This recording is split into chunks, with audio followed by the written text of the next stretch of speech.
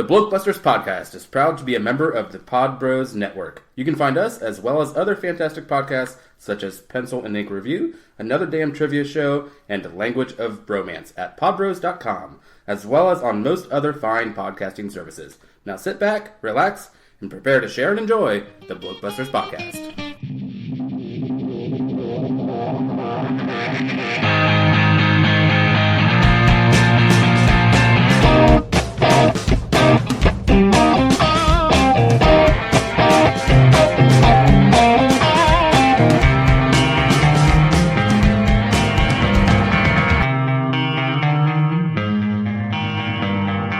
Welcome to episode 66 of the BlokeBusters podcast. I'm Brian. And I'm Paul. And today we are going to be taking on Batman v Superman, and we'll see how that battle goes. But before we dive into that, just real quickly at the top here, I wanted to kind of address Paul's most recent addition to our podcast feed here, his thank you thing, which I of course listened to, and very quickly, of course, would echo all those sentiments, but in a slightly more detail. I would like to take just a really quick opportunity, and then I hear the sound of everyone fast forwarding.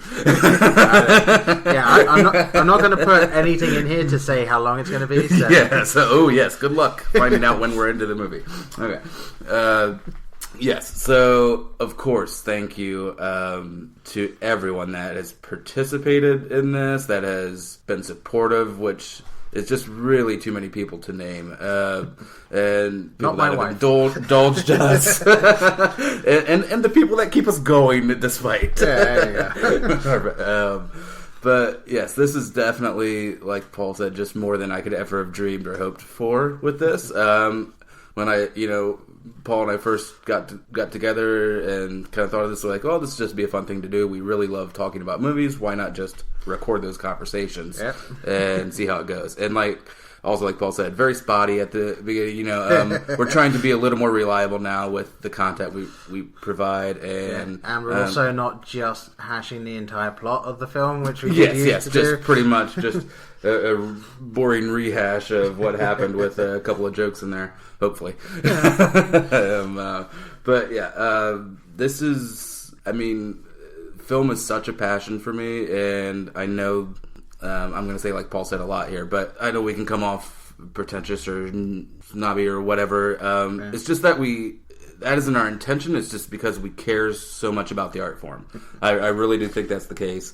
And I love talking with anyone about movies that will have me talk about movies, and I'm lucky that Paul at least tolerates those conversations. Hey, come on! I'm pretty much the same way. You're one of about 3 people I can actually have these conversations. So we can actually nerd out comfortably and just really talk about plot and theme and character development and visuals and all that great stuff that we love in a solid movie. Just thank you for listening. Thank you for just being a part of this. I can't wait to see what lays ahead for us. Like I said, the interviews have been amazing. I hope there are more things like that in our future.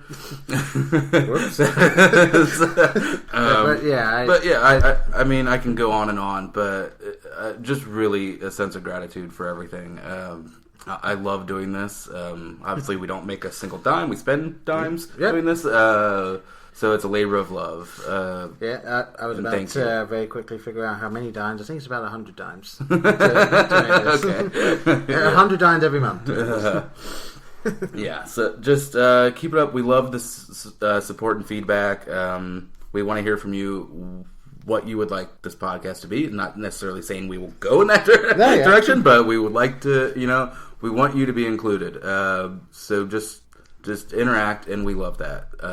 That's. I think we're ready to get into the movie here. Yeah, sure. All right. Nuts and bolts, real quick. Incredibly quick, because as Brian will be able to see, I've written 3 things down. Yes. So the director, Mr. Zack Snyder, known for being a visual director, I'll say. Working on the story. Right, yes. Budget of $250 million, and this is the box office for the first 4 days, because that was the only figures that were released so far, 468,547,843 American dollars worldwide. Which, I looked it up, that is $200 million less than Man of Steel made in its entire theatrical run, although given the decline on people going to see this film over the 4 days, I don't know if it will make that much. I don't think it's going to turn a profit. I think it might break even. But what you mean, from what I understand, to Man of Steel? Or? No, compared to like with what their marketing budget was. Okay. Yeah, I don't think that was in the. Because that's what. Yeah, I don't know, but all right then. Yeah, should we bother with this synopsis? Well, I mean, it's kind of there in the title, but yes and no. Yeah. The director specifically stated it is V, not versus. V. And okay. So V could be anything then. Yeah, I suppose. I never fully understood that because there's only one time What is the importance? There's only one time you would use V, and I suppose he's pointing out that the entire film is not Batman fighting Superman. No, it isn't. It is not, no. There's a fair amount other than that happens. But go on then, let's see what this synopsis says. Fearing that the actions of Superman are left unchecked, Batman takes on the Man of Steel while the world wrestles with what kind of a hero it really needs. Okay. Yeah, I would say a crazed businessman gets everything he wants and at the top, as always, spoiler cast. Yes. Everything is spoilers. This is how we do things, but sorry if this is your first time joining us. Well, we give away everything. So especially given some of the conversation we're going to be having later. Yes. So this is Lex's movie. He is pretty much he is the protagonist. Like you said, he gets what he wants and he wins in the end. Yes. Yeah, pretty much. I mean, with one slight you can see how I can look at that. Yeah. Yeah. So why is he? Yeah, that's so utterly missing the mark. I can't tell where. I think I can speak. I'll speak for myself. Not a fan of the film up front. Paul? Well, when you say not a fan of the film up front, do you mean before you went to see it? No. Up front at the top of this podcast. Okay. Say not up front, throughout, afterwards. Right. Well, I went into this thinking, I'm giving it a chance. Yeah, that's right. I came out of it thinking, meh. That was kind of my... I went in thinking, I'm going to... this is, please let it be good. I want it to be good. And it was just eye rolls from the opening scene. And then it was worse than I thought it was going to be. Right. Well, that might be the difference then. You went in hoping it would be good. I went in hoping it just wouldn't be shit. Well, I was thinking, just give me something to be excited about, or I just wanted really take away from that sequence. That was really awesome. I wanted better than Man of Steel. That was my benchmark, and I don't know if it hit it. I think parts of it were better than Man of Steel, and then it dragged. Oh boy, did this movie drag! Okay, but before we get into that, sorry, who's in it? Who's in it? You got everyone probably knows. One half of Benifer, the former Benifer. Yes. Just Ben now. Yes. Ben Affleck as Bruce Wayne. Spoiler alert: Batman. Yes, he was the bomb in Phantom show. So. Yes. And you love him from your Kevin Smith films. Oh, yes. Of course. Henry Cavill, Clark Kent, a.k.a. Superman. Mm-hmm. Amy Adams, of course, reprising her role as Lois. Yep. Jesse Eisenberg, introduced as Lex Luthor. Mm-hmm. Then you have Diane Lane revisiting Martha Kent. You also have, spoiler, of course, Kevin Costner popping up in there for a minute or two. Lawrence Fishburne as Perry. Probably the most confusing cast choice for me was Jeremy Irons as Alfred, even though I love me some Jeremy Irons. I'd say I didn't mind that. Holly Hunter as Senator Finch, completely useless character. How far do you have to go down this to get to Diana Prince here? What the hell? Yeah. Oh yeah. Have you gone past her? Laura Cohen as Martha Wayne. Okay. What the? Yeah, I'm Gal Gadot there? Yeah, it goes through it's Jeremy Irons. Gal Gadot. Sorry. Yes, as Diana Prince or an amazing lady. Yes. We'll keep that spoiler for now. Yeah, which everyone else knows because the trailer gives it away. As speaking of trailers, did you like the 10-minute sequence of trailers in the middle of this movie? Let's not wait for at the end and funny and like Marvel does. Let's just throw a trailer reel right in the middle of the film. Yeah, and I don't know, with their emblems and everything. Yeah, Lex spent time coming up with their logos for this. What? Why?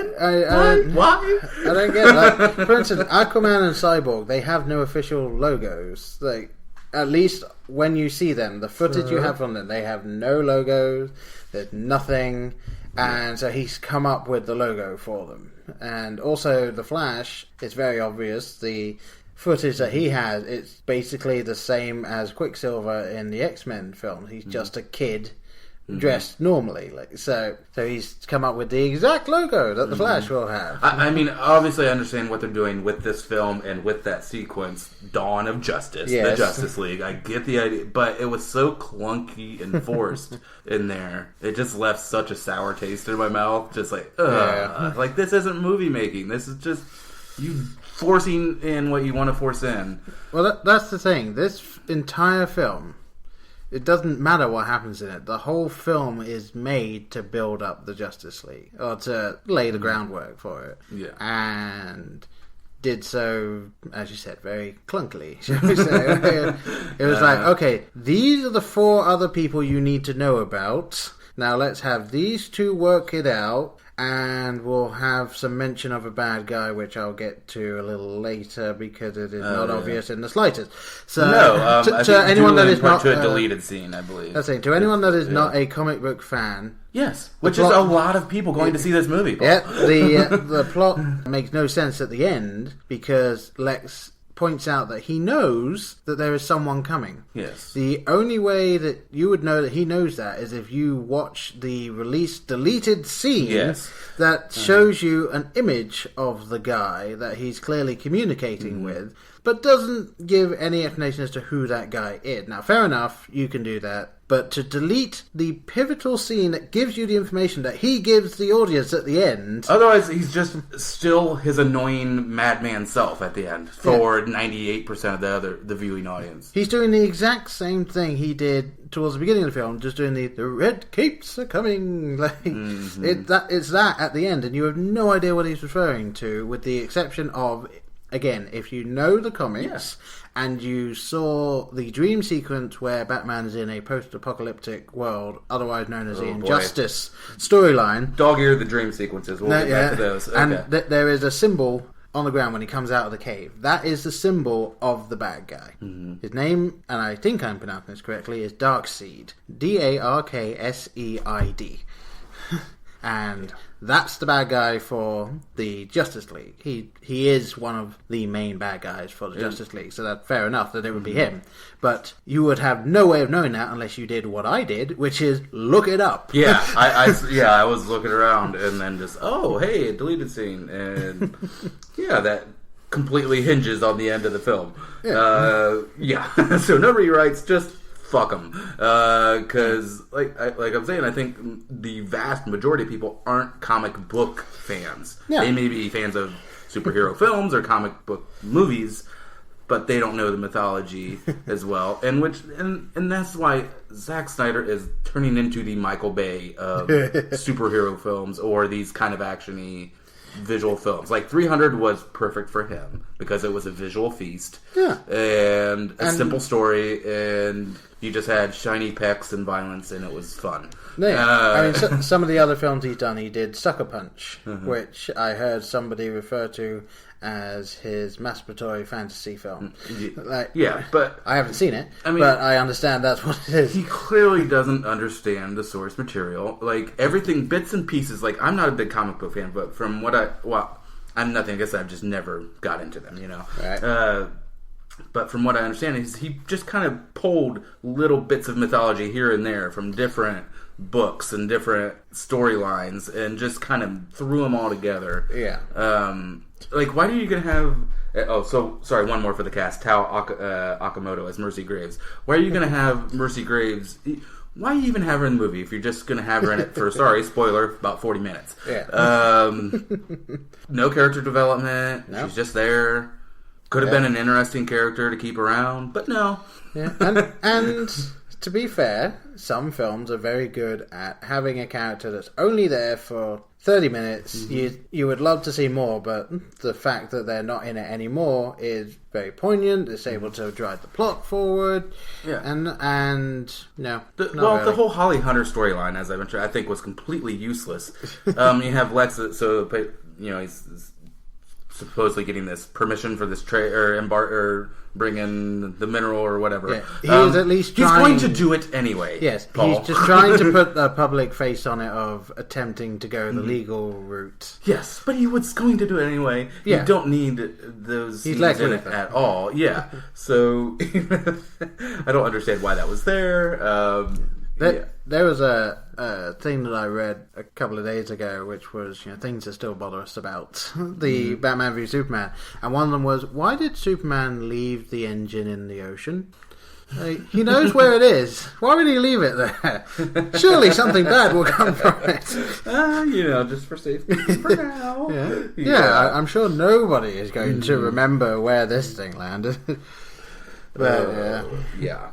Can we talk about Lex just a little more, and more precisely Jesse Eisenberg, who's an actor I like. Yeah. This film is wrought with overacting, but none more so than Jesse Eisenberg's Lex Luthor. I could not stand his characterization of it. The just mumbly saying weird things, like no one is donating money to this insane person when he gets up and makes speeches like that are so innocuous and just bizarre. Yep. I'm withdrawing my check, so I'm canceling that check. Okay, I have to say, I could not stand him, and then finally he gets the head shaved. I get it. No, I was not on board. I enjoyed the fact that he was trying a different take on it, because Lex Luthor, for most iterations, has been identical. People have not strayed from simple, bald megalomaniac. That's basically been it. Yeah. So I enjoyed the fact that there was an attempt at a new one. As you say, very overacted. Mm-hmm. I didn't mind. More overacted than Kevin Spacey's, I thought. Yeah. Which is tough to do. Yeah. Overacted in different ways. Now, I didn't mind the character. However, I did end up coming away feeling that it was as if he had taken Jim Carrey as the Riddler and Heath Ledger as the Joker and smashed them together to make his character. Which is, yeah. He's got the twitchy nervousness of the Riddler and the tongue thing of the Joker. It's like a peanut butter and steak pie. I like both of those things, but let's keep them where they're at. So I think my version of talking about him was A for effort, about a D for the actual execution. Oh my lord! But enough. I won't mind seeing him again, just because, like I said, it's different. I'm fine with it being a little different. So different. It was, I think, such a departure of what I mean, that character's supposed to be a megalomaniac. Mm-hmm. That he is. And just in control and diabolical. And I do think not just weird social anxiety, Lex. No, but I do think that the idea that they're going with is, he's just been running a business. The second he heard about Superman, he decided, yes, and how does he know their secret identities are, He's smart. And he's smart. Money. Okay. I mean, to be fair, Superman does not look different to Clark Kent. No, but by that logic, everyone knows that he is his secret identity. Yeah. Yeah. But whatever. Either that, or he just tapped Lois Lane's phone. Both of those could give. Sure. Yeah, because Lois is probably telling everybody. But I think what they were going with is his interaction with Superman and trying to stop him will turn him into the Lex that we know. Very symbolically handled at the end of the film. But yes, it just made for me a very boring, which is a word that should describe the entire film. Yeah. It's just boring I don't know, just too much setup and not enough. Oh. Let's make this movie good. Batman Begins was an origin story and still managed to have amazing pacing, action sequences when they needed to come along, and just plot driven throughout. Yeah. This was an entire setup, but setup. Yeah, this is kind of like, and I'm trying to remember which film it is. I'm having trouble doing so, but this is the equivalent of the Marvel film, which might have been Iron Man 2, which was basically just a throwaway because they're starting to lay the groundwork for everything else. And like, I'm okay with there being a film that is laying the groundwork. However, being the first film that your new Batman's going to be in should not be that one. No, yeah, this was just way too much pouring the cement for the foundation of the house and not actually describing what the house is going to be. What did you think about the fact that they did an origin story without doing an origin story in this? Because it was his dreams. So they were a little different. Can we get to the... All right, first I want to address the answer part of that by saying in the beginning of this film, like I said, eyes rolled immediately.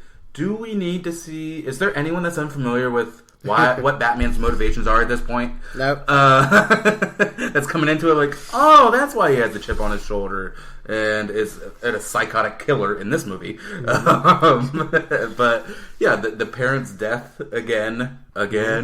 Now, and they change it. They did. He attacks the guy. It's not a victim of the crime. He attacks the guy. Yeah. Okay. So they're completely changing a huge fundamental in Batman's motivation. This is the point where you start getting into really grey areas because, first and foremost, it wasn't in an alley. That was just stupid. Yeah, it was right out front on the marquee. Yeah.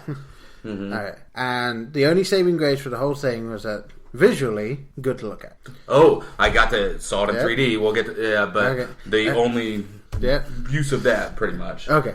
So there's that. Now, depending on which storyline you go down, they're all fairly similar. Just there was a reason why the man that killed Martha and I'm blanking on the father's name, Wayne.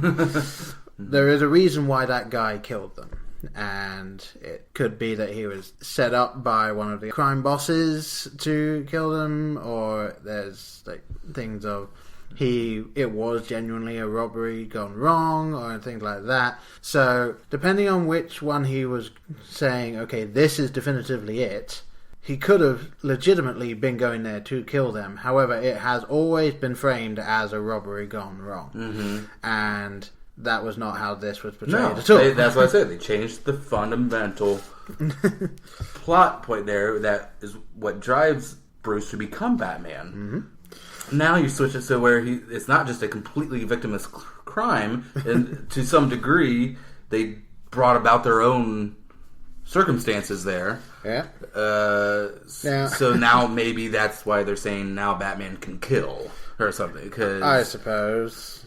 And I saw another thing that said this Batman, even though he kills, he technically only kills indirectly because he doesn't throw a grenade at somebody, but if they're about to throw a grenade, he might stick the grenade to their hand so that they blow themselves up. He kills quite directly in the Batmobile. Oh, yes, he does. Yeah. I'm sorry, just because you're in a car that has machine gun turrets on it now, for some reason, those are still killing people. Well, the Batmobile has always had guns, but it's been used to clear away debris. Yes, it has. Non-violent, or non-lethal forms of executing your desires there. But so the fact that he can just mow people down in his Batmobile, no. And then Superman killing people, like shoving a guy through walls. That guy's dead. That's because he was holding. Well, the whole Man of Steel battle, he killed millions of people. Him and Zod flying through those buildings. That one was indirectly, but even so, he's Superman. Even so, figured it out to take that shit over the Indian Ocean and fight it out.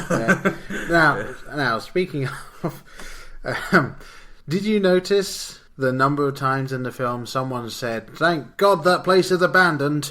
Like, otherwise there would be a lot of casualties here." Like there weren't already a lot of casualties in this movie. Yeah, like you needed to placate us with that There were bullshit. 3 or 4 news broadcasts about the fights that were going on saying, "Luckily this is taking place at night. All the workers have gone home." It's like, okay, thanks for telling me that. I was really worried about those hypothetical people. So you're If you're drawing just gonna have attention. disregard for human life, just go all out. That's the thing. You're drawing attention to the fact that we heard what you said about Man of Steel. So here you go. Speaking of newscasts, can I say probably favorite part of the film for me, Neil deGrasse Tyson's interview. Oh, there you go. Yeah. The shining light, as it were.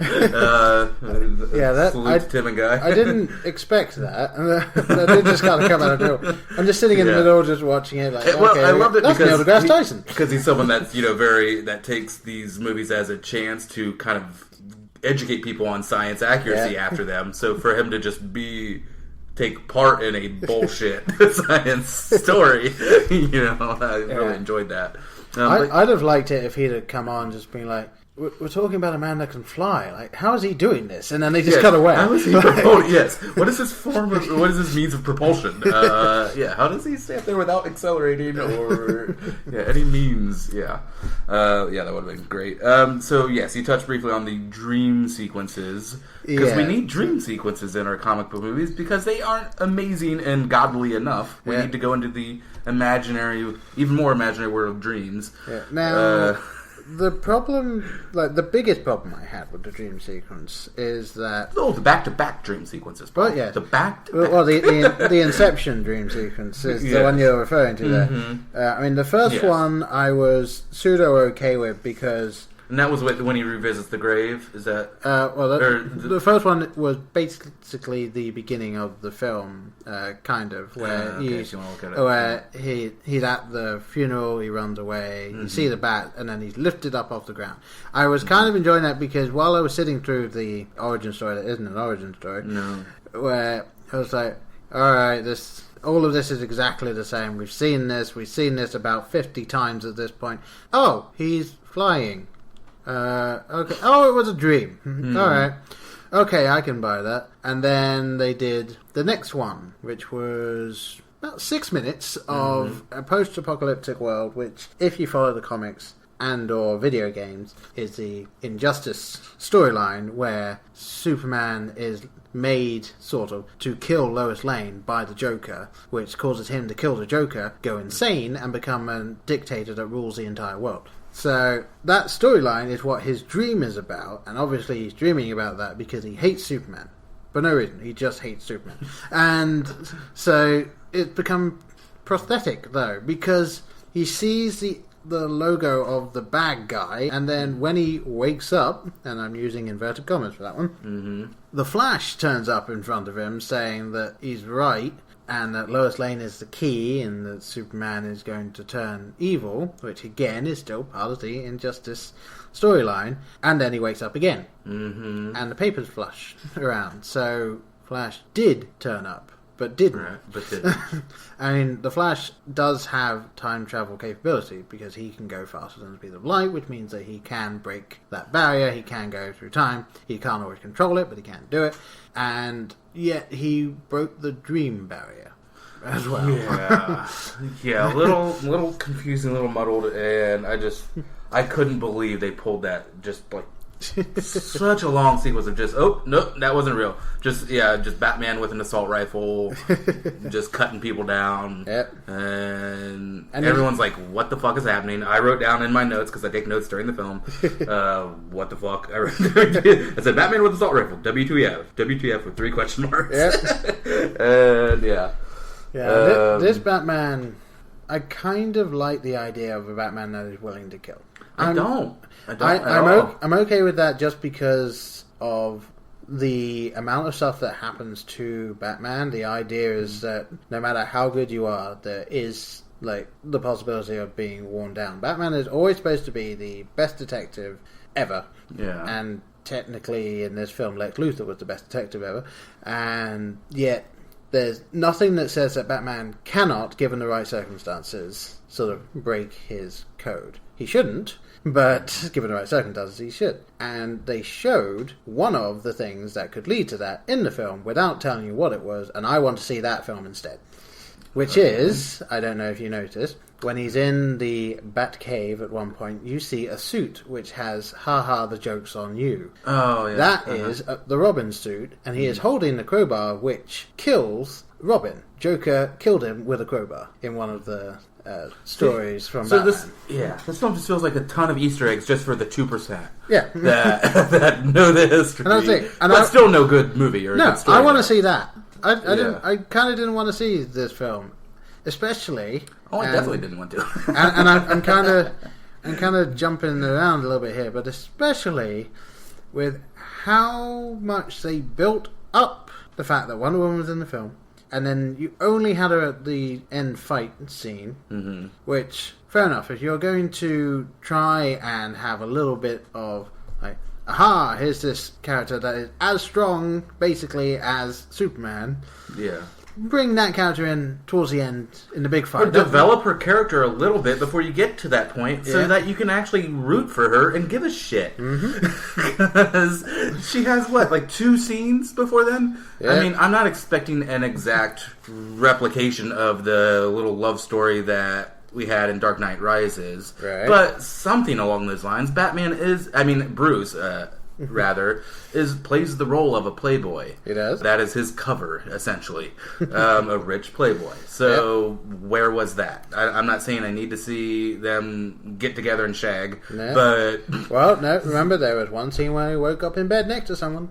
Oh, yes, I did remember. Oh, look, strange random girl from the night before. Okay, I got it. All right. Yeah, and I noticed that, and I didn't care. But that was it. You saw her in the bed, and then she just went home, I guess. Like you never saw her after that. Did Alfred drive her home? From the random glass box he was in. What building was that? Just a glass box over a lake. There's so many things I don't care to overanalyze in this film. But yeah, so Diana Prince. Yeah. Possibly one of the best superheroes that exists in this world. Yeah. And you just have her... Now, this is me possibly reading a bit too much into it, but she wouldn't leave. Like, with knowing everything that was going on, she wouldn't have left. Like, she wouldn't have been on the plane and then changed her mind. Like, everything that was going on, she would have been either investigating it or at least wanting to stick around. Yes. What bigger potential story or situation do you think you could have helped out in that you're like, this one doesn't sound important enough. I better go see what's going on in the rest of the world. And when she turns up as Wonder Woman, she has more character in her, let's say, 4 minutes of screen time than anyone else in this film. Like, she's very clearly, she loves fighting, which is brilliant. Although, as my wife pointed out, you didn't need every single time she got hit for her to go flying backwards, do the skidding to a halt, look up and smile, and then go, and then flying backwards, skidding to a halt, look up and smile, and then go. One of those is good. Yeah. Yeah, it's like, all right, we get it. Now, one of those was her just being hit and then, oh no, sword went that way. Whatever the other thing was went that way. Like, okay, fair enough. But yeah, it was a little too much of like, Wonder Woman, let's go. Wonder Woman again. I mean, we got to see the lasso, which is cool. I was happy to see the lasso. But a bit of an odd use of it. The lasso of truth. The lasso of truth used as a just lasso. Giant magical lasso. I mean, fair enough, it is indestructible. So, possibly the best thing to hold him if you're strong enough to hold him. The cave troll you're referring to that escaped from the Lord of the Rings universe. Yes. And I will fight anyone that says that is not... They did not use the CGI mock-up of a cave troll. Oh, probably. It looks exactly like a fucking cave troll. I wrote down, look, they have a cave troll. Which was Boromir's line. Yeah. Fellowship. I'm assuming you're referring to just before he turns into proper Doomsday. Yeah. But yes, when he's emerging from the muck or whatever, like an Urukai. This was... possibly, and I'm open to be corrected on this, the most annoying use of one of the best villains Superman has. Doomsday kills Superman at least once, if not several other times, in the storyline, because he is able to. He is one of the only entities that is capable of killing Superman, and they reduce him to a totally mindless killing machine that only wants to kill Superman. Not Lex, not anyone else. He's fighting everyone else. Yeah. But he doesn't seem to care. He specifically wants to kill Superman. So and I can only assume that they're saying, that's the Zod part. I guess. It's supposed to be... He's not even supposed to be reborn. He's just a genetic experiment. Using that as a host, or whatever. But yeah, and I don't know. I don't know if people know his rough backstory. Again, this might have been changed given any reboots or stuff done to the series. He came about because there was a scientist that wanted to study evolution and create the most evolutionary perfect being. So he created new life, sent it down to a planet where it died. He took that, recreated life, sent it down to a planet where it died, and kept doing that over and over until it didn't die, but then something ate it. So he then kept going over and over and over until it didn't die, and it wasn't eaten by something, by which point it had turned mental because every single death it remembers. So it now hates all life and just wants to kill everything. And he leads to the big bad guy from the Justice League film being the way he is, and then when he gets to Earth, Superman fights him because that's what Superman does, and that creates the rivalry. Not, I'm going to make you sicken. Yes, you're my underling. Go get him. Yeah, I don't. Again, it's just totally underused and apparently easily gotten rid of. What did they do afterwards? Did they say anything about what they did with the body? I don't know. I don't care. That's how little I want to think about it. I mean, in the comics, when he's dead, he is strapped to a rock and thrown into space, and then you see him alive, chained to this rock. He comes back, just like someone else. Yay! I mean, I went into this film talking to my wife, and she says, I just hope that both of them die. And that Wonder Woman's the only one left. And then I said, only one of them could possibly die because he can come back. Guess who died? Well, yeah. And also, I don't know if you remember, but Superman gets his regenerative powers and strong ability and stuff from sunlight. So they put him in a coffin. In the ground. Who's in the other coffin that they're having at, or were those two separate events that were cut together? I have no idea, but I believe because they have these quote unquote like military funerals. I can only assume that was a symbolic one. Coffin. Although, but then isn't his identity out when that body is released? Nope. How do they get the body? Don't know. Don't know, but no one knows that.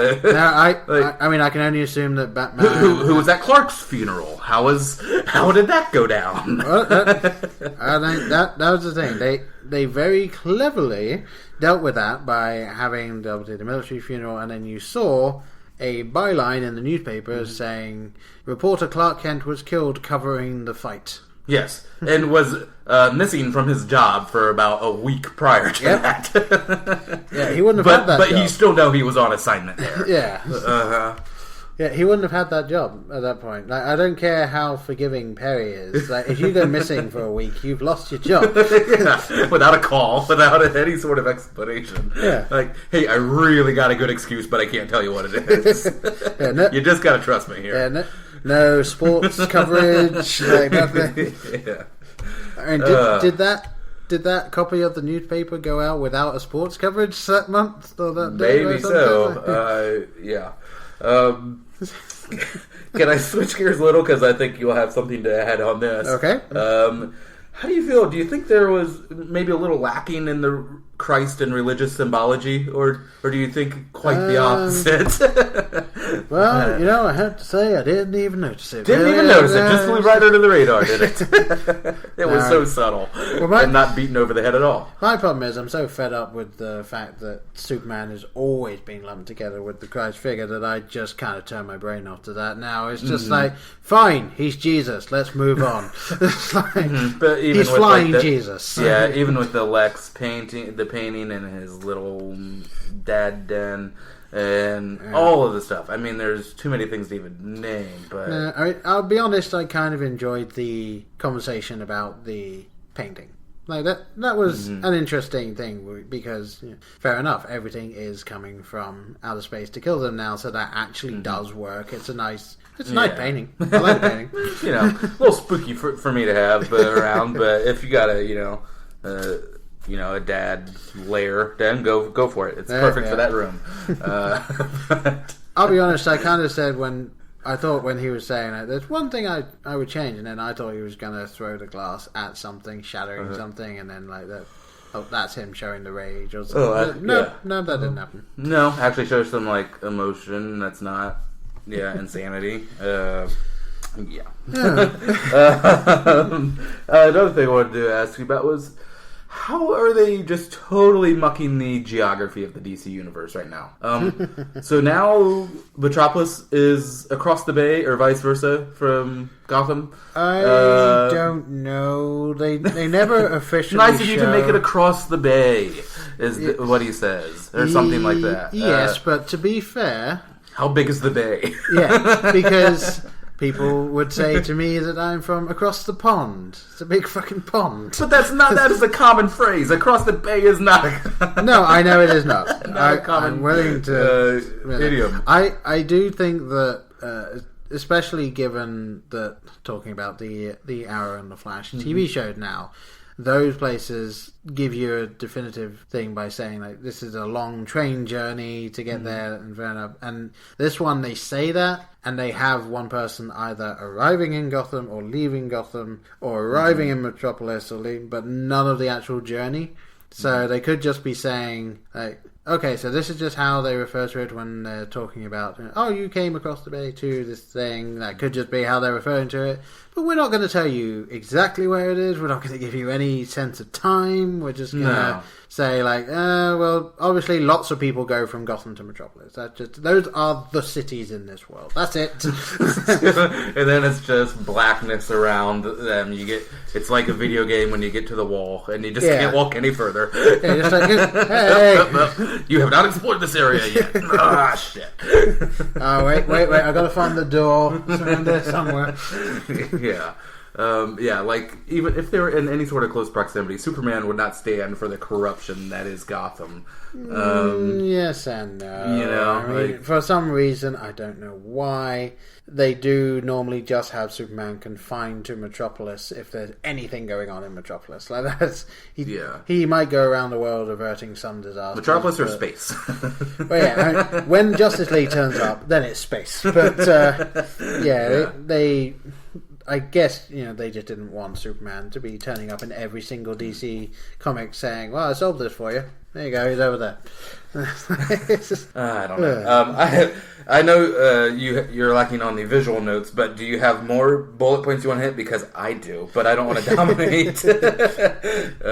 Well, I was thinking about the visual style of this film, and I had to say I enjoy Zack Snyder's visuals.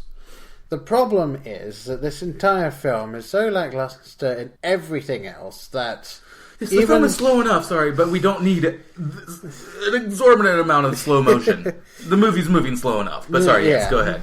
No, it's just like... This film is one of those few films that seem to think that people are willing to go along with the plot so they could just focus on the visuals, but in this case, the plot was just so not there that even with the visuals I wasn't focusing on it that much. Like, it was just some of it looked nice, I'll grant you. I thought the CG looked kind of so average, depending on the scene.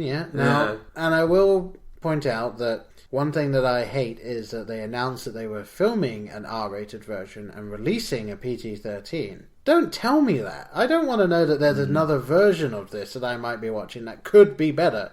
I certainly wouldn't think it could be worse. Well, number one, if it's an R-rated film, then maybe the bullet would do to Martha what it should have done, being pointed at her head. She should have had her head blown off. Well, so, as much as I dislike the PG-13 rating, I think it should have been a PG-13 film. No, I'm willing to go with that. So I don't know.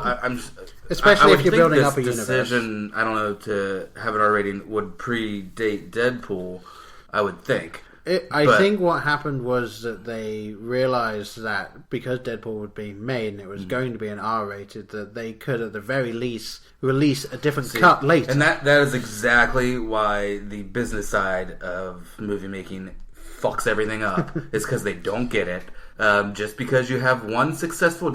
Gladiator wasn't... I know, despite your feelings on the film as well, Gladiator wasn't a success because it was a sword and sandal movie. It had a excellent director, and it had a, for most people, compelling story, and well acted. Yep. But then you got Troy and, Alexander the Great and Gods of Heaven, or Kingdom of Heaven, or whatever, all in a slew.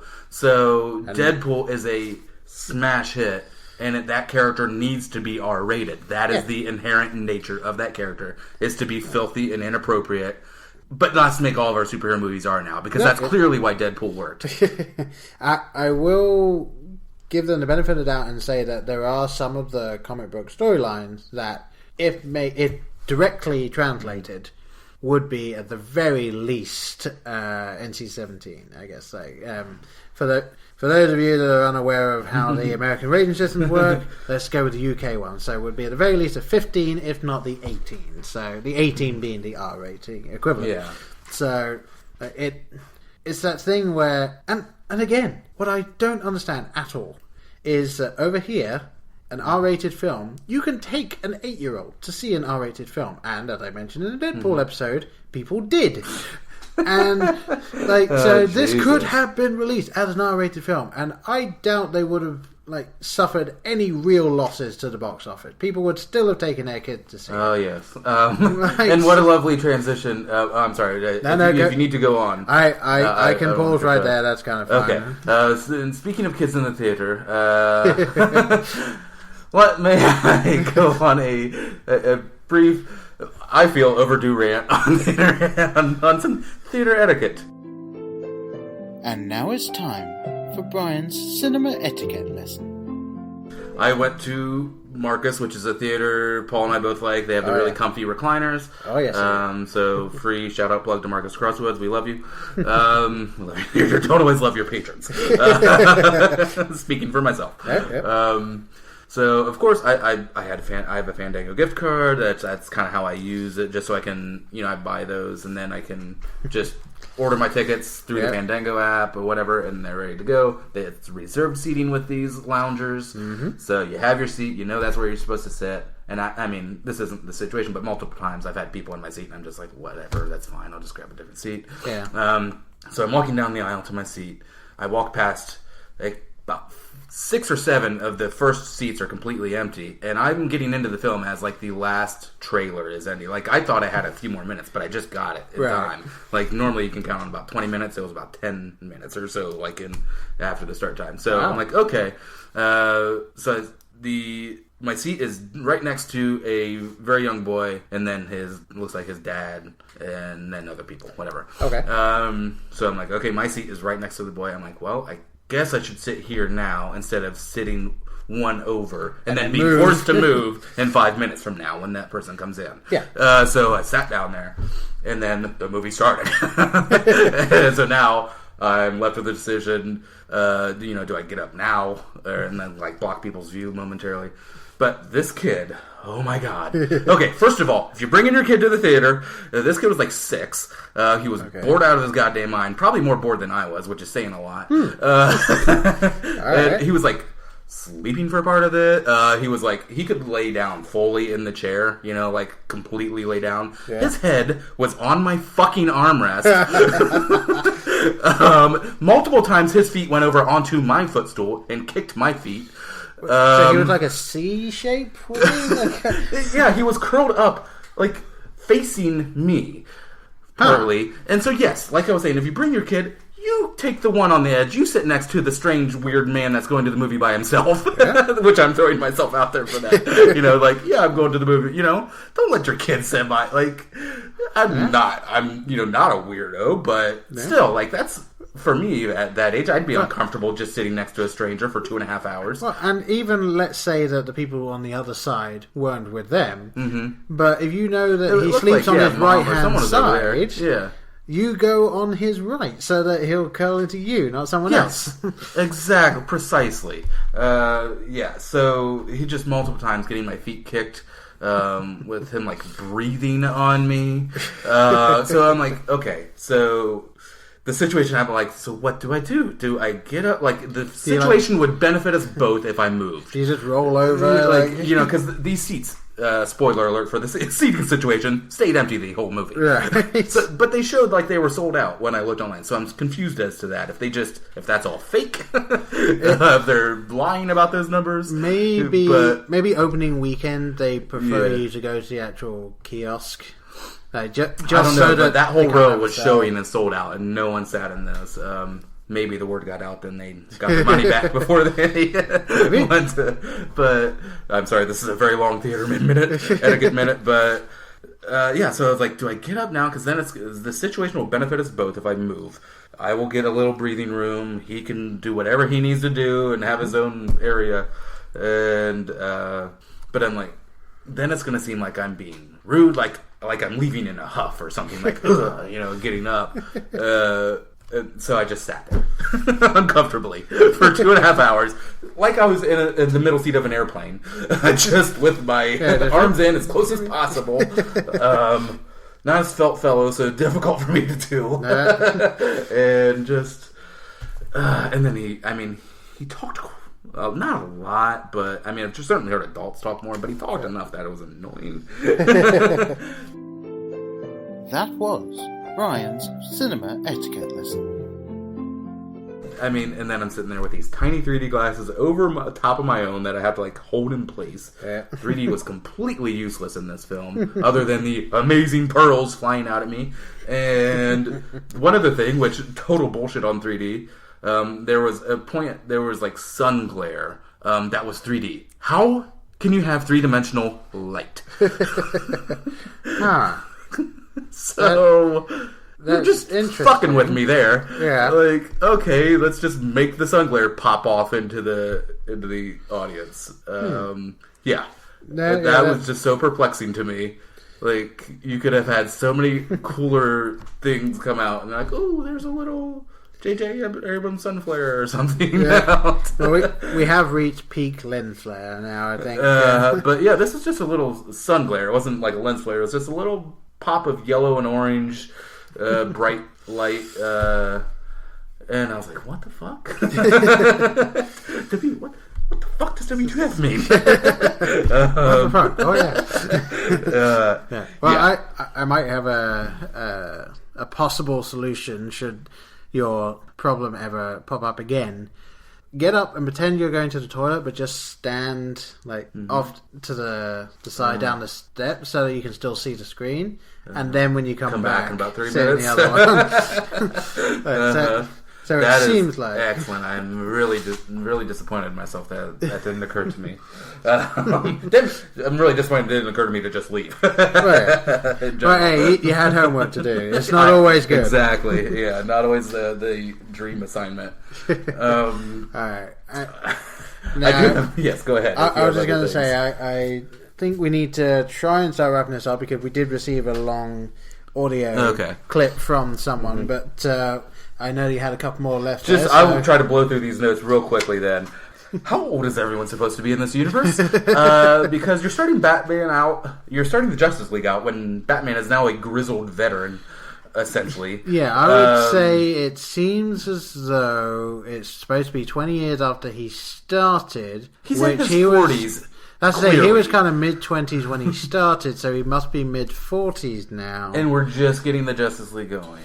Yeah, and kind of fair enough because I think he in the universe doesn't really retire until he is like quite old. Like he can no longer actually do what he's trying to do. And I think there was a very, and I'm going to use the word again, clunky line that maybe tried to placate that a little bit, where Clark at the benefit calls him son. What adult male calls another adult male son without being a condescending ass? I mean, and he does it just kind of nonchalant, like, son. No one speaks to another adult that way. So are they trying to denote that he's much younger with that line? That's kind of the impression I was getting. But I don't know. And then the other thing, age-wise, is Alfred, who appears to be about 5 years older than Bruce. Maybe 10. But I love Jeremy Irons, and I did like his line readings, but I don't think there was much for him to do in this, not like many other characters. And since when here's another thing where they delved, sometimes change is good, like when you're taking source material and changing it, and I think the Dark Knight trilogy did a good job of that. They stayed true for the most part to the canon and origin story as best they could, while still making really, I think, exciting, adventurous, fun movies. By Nolan putting his own little tweak on things. So, but to change it so fundamentally as with the killing of Bruce's parents, and then with Alfred, he is supposed to be his father in essence, because he didn't get a father. He lost his father. He is his father figure, role model, not his smarmy mechanic. No, he who would fixes shit all the time for Bruce. He would be at the very, very youngest, late 60s. Like, if he was the proper age for Alfred. Yeah, if we're saying Bruce is at the youngest 40. I mean, and I would put him at 45. Oh, yeah. It has to be mid-40s. So, how young was this caretaker when... because that's the thing. He must have been in his 20s and early 20s when Bruce was... How old was he when his parents were killed? Like 8? It's... And from what I understand, Alfred had led a life before that even happened. Like, had been, at some sort of military training, he's a man of the world, not just someone that, hey, I'm going to grow up and be a butler someday. I think the idea is that when Bruce's parent died, Alfred was already in his 50s. The Alfred in the original films, and the original comics, and the original TV shows, and all of that, Alfred is old. He's he's not going to be around much longer than 5 years. This is so. Yeah, I understand trying to mix it up a bit, but it doesn't work for me. I don't know. You said you didn't mind Alfred as much. I enjoyed the take on him, but if you actually do delve into it as we are now, it does not make sense. But whatever. I can only assume they're going for an actor that can be around for the next 10 years while they have cameos in other films and are in the Justice League, and they're trying not to end up with another Dumbledore scenario where they had to replace Alfred. And then can I just end on what I thought was the worst line in the film? That's I mean, there are contenders. And I'm paraphrasing, and I'm not going to get this 100% right, but Bruce says at one point, if there's even a 1% chance of Superman ending the world, then we have to take it as an absolute certainty. Huh? How did he pass any math classes ever? I think 1% equates absolute certainty is what he's saying. No, I believe the idea is justify this. I'm not going to be able to justify it. I'm just trying to do the devil's advocate role here. Okay. I believe that the idea here is obviously he's supposed to be absolutely paranoid and just hate Superman. Yes, Batman is always wary of Superman, but he's never hated Superman. And the idea being that, let's say there was a machine and you press a button and you press it every month. And every time you press it, there is a 1% chance that when you press it, the Earth will blow up. But there was a 99% chance that whoever's just died will come back to life. Right, so everyone's like, 99% chance that the last 10 people that died will come back to life. I say we need to run the risk of doing that. It's you do realize that 1 in 100 times the Earth will explode. Like this is like this machine does that. Like, so his idea being that the fact that this machine exists that can blow up the Earth and nobody cares. Like everyone's like, oh, look at all the good it's doing. It's like it can do immense evil. Yeah. Like that's the route he's taking. However, he isn't quite certainty. Yeah, he isn't taking it that way. Which means he's not being Batman. He's just being paranoid. And yeah, he's just being Trump. Sorry to get political, but... well, that's fine. Yeah. I mean, Trump is Trump. Yes, but I mean, he's just using that language for his own agenda. Yeah. I mean, I know we need to wrap it up, but we didn't even get to the fight scene, if you want to call it that. But yeah, I know. There's plenty that we didn't get to. There is one thing I do want to mention then before we really do wrap it up so that we can get that audio file in. But why did Superman need to be the one to put the spear into Doomsday? Oh, yes, thank you for reminding me. Breaking Kryptonite rules again, like Man of Steel. Like, he couldn't be near it, and he was falling over, but he can fly with it for a minute and not be affected. Well, there's like when he tries really hard, Kryptonite doesn't bother me. Yeah, if he's fighting with all his being. Yeah, but if I'm just feeling lazy, oh shit, that stuff sucks. Yeah, but I mean, like thinking about it, is there someone on the battlefield that isn't affected by Kryptonite that can fly, that's really strong? I mean, like, is there someone that falls into that? Yes! Batman. Yes, Batman doesn't. Yes. Just in dreams. They need to go to sleep so Batman can fly it. A la Freddy Krueger. And kill him. That's what they should have done. Oh, there you go. We just figured it out. We fixed your movie, Zack Snyder. You're welcome. The Flash is Freddy Krueger. There we go. Yes, there it is. But Wonder Woman could have done that. Yeah. They needed him to die. Like, Wonder Woman could very easily have gone, yoink, yeah. I mean, yes, she might have been killed, but she would have done it. Yeah, that's what superheroes do. They're willing to sacrifice for the greater good. Yeah.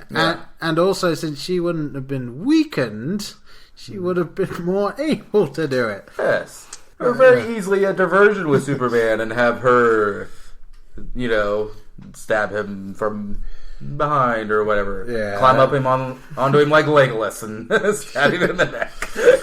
Or whatever. All right, we're tired. Yeah, we're tired. We've been talking about it for too long. So, all right, let's get into ratings real quick then. How about I'll go first this time. Sure, please. And I know for a fact that my rating's going to be a little higher than yours. It's not going to be high, but it's going to be a little higher than yours. Mm-hmm. So yes, there's plot holes galore.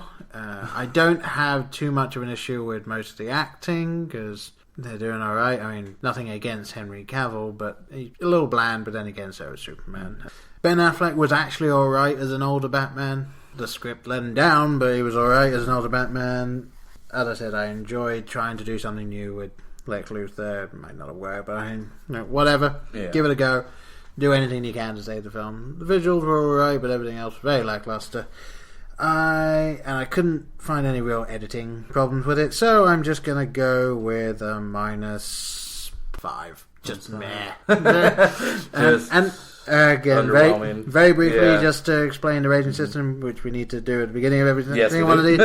0 is a perfect film, and then we start taking away points for any little niggles. It starts off like -0.1, 0.2, and then once we get to 0.5, we're just like, screw it, -1, -2, -2.5, right? And this is very middle of the road, which for a epic superhero film is bad. We're approaching Fantastic Four levels. And that I can't recall what I gave that, but I know it was not glowing. It wasn't great, and I will say this didn't botch it as bad as Fantastic Four, but it was still bad to just end up when are they? So you'd say -5, just middle of the road. Okay.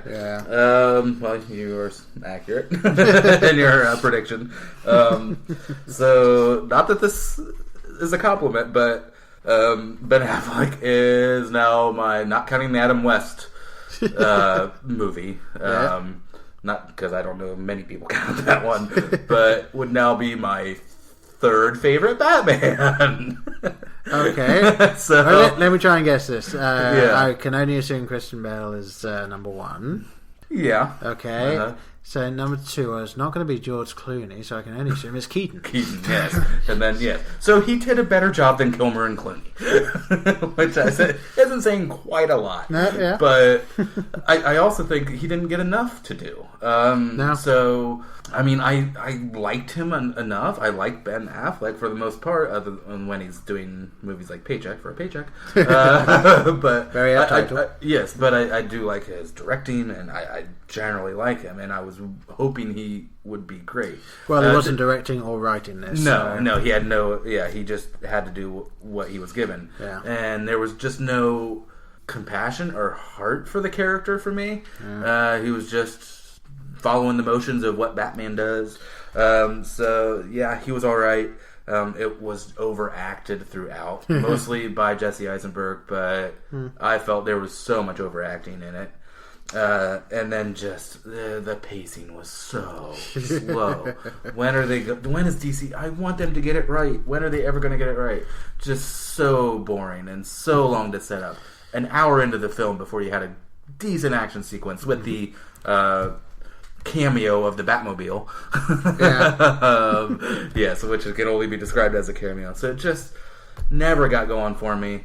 I utterly dislike this film, which if that hasn't been clear by now, yeah. I'm coming in at minus 6.5. Okay.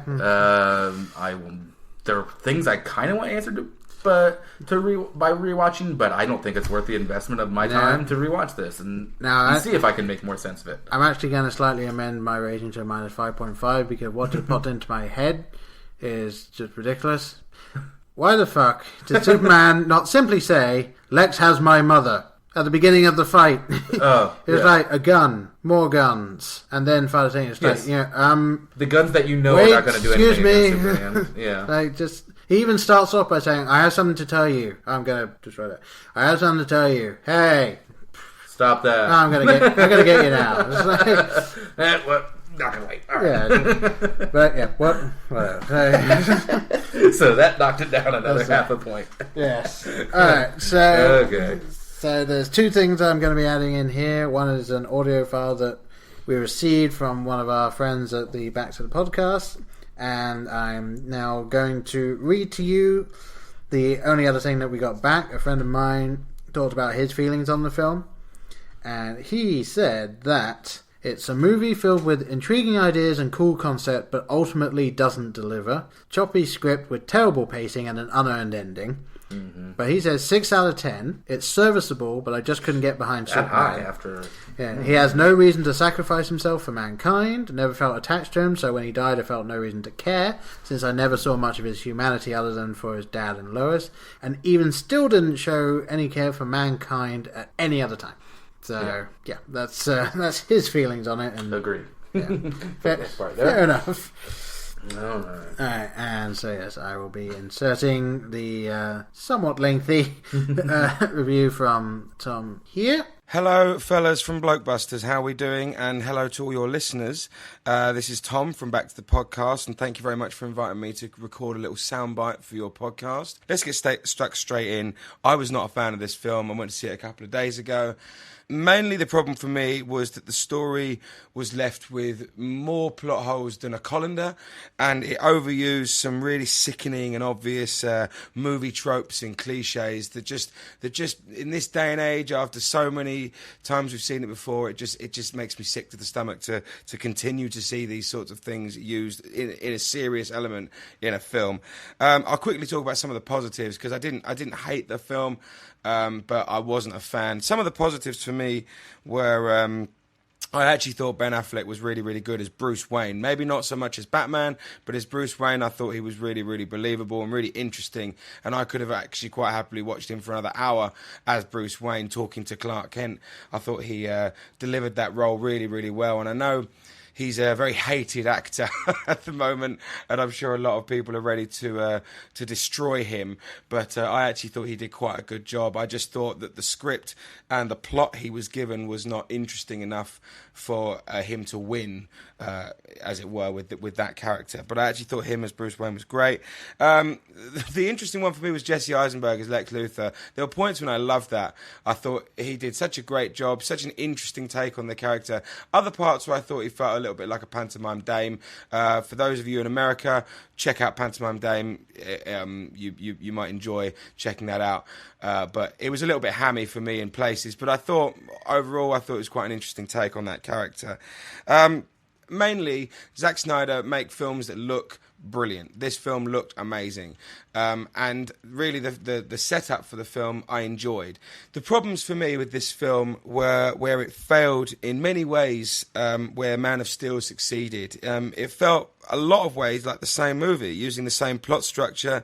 It was dealing with the conflict of Superman living among the Earthlings, which is a story we saw in Man of Steel. And in my opinion, they did quite well in Man of Steel. I think this felt like exactly the same story, but they're trying to cram a lot more in.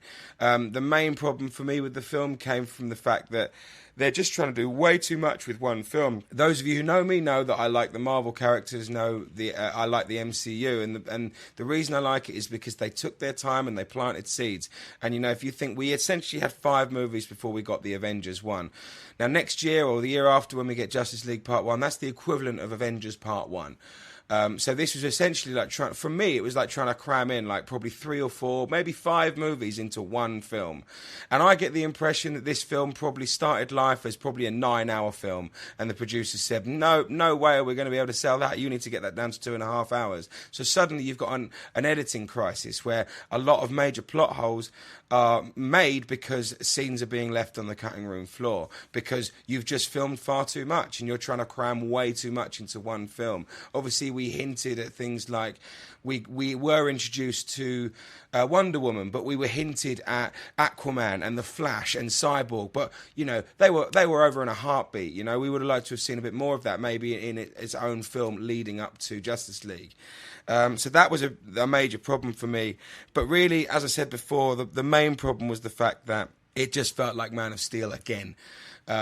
At first, I quite liked it. I quite liked the fact that the title was more metaphorical in the sense that, for me, it means maybe we don't need to have a fight. For me, it means maybe it's more political than that. You know, it's Batman versus Superman in terms of why he doesn't like him, and all the dialogue between them building up the suspense was really, really interesting at the beginning when we had Bruce Wayne versus Superman. But so then the problem is, because we knew we had to have the fight sequence, we then had a plot that then had to reverse engineer a plot that justifies the final fight scenes. So it just felt all very forced. So suddenly we have a final fight scene between Batman and Superman, and I don't really care about the characters because they haven't spent any time sort of developing them properly.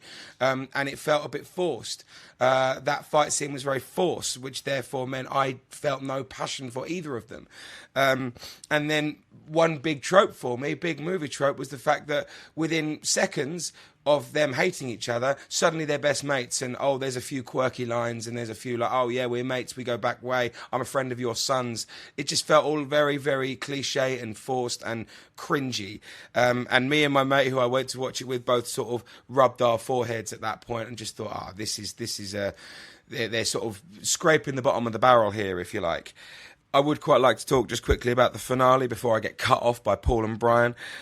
Too many times in films we have seen these long drawn-out battle sequences that absolutely level cities between a few CGI'd characters. They did it in Incredible Hulk, they did it famously in Power Rangers, and it gets really, really infuriating because the problem is, using that much CGI and it being those quick cuts, I feel absolutely nothing for any of the characters. You know, if they're supposedly invincible characters, then what am I supposed to believe in? What am I supposed to get behind? You know, there's no sense of risk or danger. You know, you're just seeing marvels of effects and money being spent. And for me and Byron, who's not here today, that was our big problem with Man of Steel. You know, the film, the dialogue, the plot felt interesting, but then we get to a 30-minute sequence at the end, which is just kaboom, kaboom, kaboom, kaboom, explosion, explosion, explosion between all these CGI'd characters that just don't make me feel anything other than, God, I've been sat here for a very long time. I also felt a little bit cheated with the fact that they tried to con me as a viewer, trying to make me believe that Superman had been killed. I'm assuming he's not. We're all assuming he's not. We all know, I think, unless it's a massive red herring, that he's in the Justice League. I'd be surprised if they decide to do Justice League without Superman. But I don't think that's going to happen. I think he's going to return. Obviously, the fraction second before the credits where the soil moves certainly suggests that he's moved. So in that case, why, to me, have a 10-minute sequence where, with 2 funerals, not just one, where they're trying to con us into believing that this character's died? Because the whole way through, we're just thinking, but he's not dead. We know he's not dead. We know he's in the next film. And we know, Superman can't really die like that. So I didn't know what they were trying to get at with that. That just really annoyed me, and that just felt like a bit of a waste of time in already a long movie. Anyway, I probably could ramble on for ages, but, hey, this isn't my podcast. This is Paul and Brian. So, again, thank you for the platform. We'll probably do our own review in coming weeks. But thank you guys for giving me the opportunity. Always love your show, and always love to have a good chat to you about these subjects. So good work, and thank you very much. See you soon. There it was. Thank you very much for Excellent. sticking Thank you, through Tom, that. for weighing in there. If you want his full review, I believe they're going to be doing an episode on it, so look out for that. And yeah, I think that has to be it from us. Yeah, we're toasted. All right, so I've been Paul. I've been Brian. See you guys. Bye.